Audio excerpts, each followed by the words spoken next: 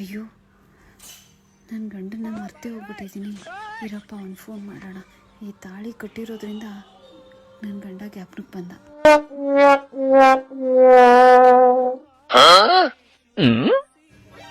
Hello ರೀ, ಹುಷಾರಾಗಿ ತಲುಪಿದ್ರಾ?